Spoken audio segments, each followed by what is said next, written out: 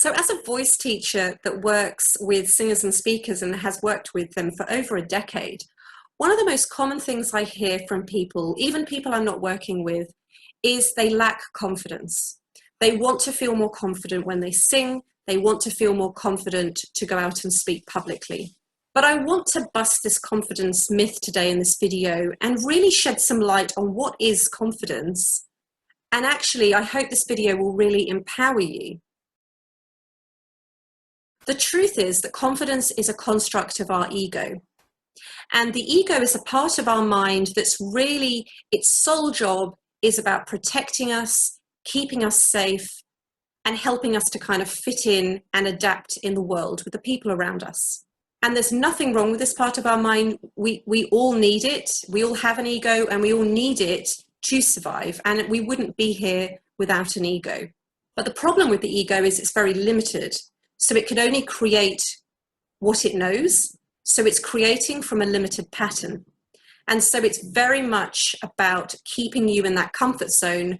What it knows is what it feels comfortable with.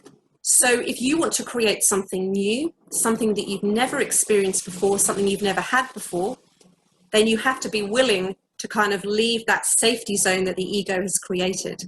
Now, the ego uses stories to keep us in that comfort zone. And one of those stories, which I think many of us struggle with, is this story that we lack confidence in something.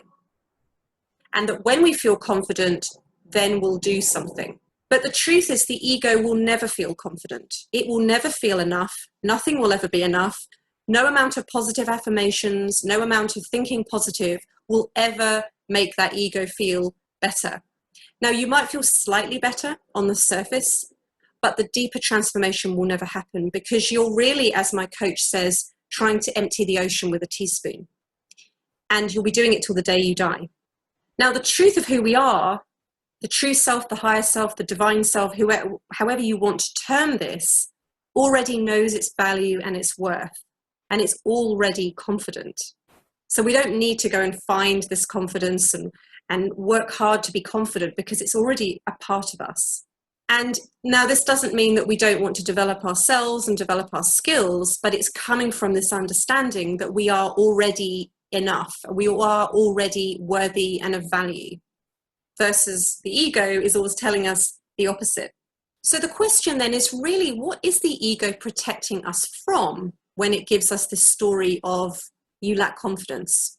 Now, it's going to differ for different people, but we're going to just go through a little exercise now so you can maybe start to identify what is really at the root of this. And why is it using this story? Well, obviously it's trying to hold us back. It's trying to protect us in some way.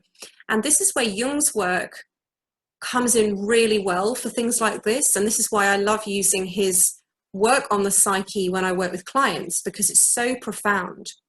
Now, his work on the shadow is really about what is unconscious to us. And because it's unconscious to us, it holds tremendous power to direct our life. And the shadow part of us that we all have is unconscious. We have a persona, this kind of mask that we all show to the world. And so what we identify with as being us or I is part of that persona. So in this case, I identify with a person that lacks confidence, meaning what I push into the shadow is a person that's confident. Now, at some point in our life, we push that into our shadow. Now, usually this happens when we're very young. So it doesn't make any logical sense to our adult mind. So you can't get at this through logic because it won't make any sense. And so I'm going to just take you through an exercise now and to start to sort of unpack why you might have pushed this into your shadow. Now, one of the easiest ways to do this is to look at what triggers us in people. It's always easier when you're working with this to look at it in someone else, because as soon as you start thinking about it in yourself, the defenses come up. And we don't want to look at it. So think about someone that you perceive to be really confident. And think about how you might describe that person. Now, it depends on how you perceive this. There's no right or wrong. It's completely your exercise. So you may have some sort of positive qualities or negative qualities. So negative could be, for example, someone confident you might perceive to be arrogant, self-righteous, obnoxious, for example. They aren't necessarily the words, but there's some examples. But equally, you might have more of a positive spin on someone that's confident, and you might perceive them to be wise and knowledgeable and intelligent, and they've got it all together, and they're this perfect person. So just be really, really honest. Think about someone that you think is really confident, and write 3 to 5 words that pop into your mind, and don't try and edit it. Just be really honest. What words come to mind when you think about someone that you perceive to be really confident? And then what I want you to do is narrow it down to one of the qualities, for want of a better word, that gives you the strongest emotional reaction. So again, there's no right or wrong. This is a completely personal exercise. Now, there's something about that word that you wrote down which is a threat to your ego. And that's what we have to start to unpack, because that's what's in your shadow. That's what you are defending or protecting yourself from. Now, just as a side note, you may think, well, why would positive things be in my shadow? Well, interestingly, Marianne Williamson talked about this, and she's got this brilliant quote, which I might put at the bottom of this video. But often the ego is actually more threatened by our greatness and our success than our potential for failure. So don't be fooled by, it could be a positive trait that you're actually really fearing. And I personally think often the positive qualities we fear, because as we grow and as we really step into our greatness and the truth of who we are and all that's possible for us, it is a threat to the people around us. And so from our own ego's perspective, then that means, well, what happens if people leave me? What happens if my partner leaves me? My children hate me? My friends never talk to me again? You know, as we grow, the world around us is going to change. So write down the word that you came up with, that one word that really emotionally triggered you the most, whether it was a kind of positive or negative side of the coin for confidence. And then I'm going to give you some questions to ask yourself about this word. And again, I will post these below so you don't have to try and remember them. But you want to get to the root of, why is this really a threat to my ego? Why is this so scary to me? So let's take for the sake of argument that you wrote down the word arrogant, that you perceive someone that's really confident to be arrogant.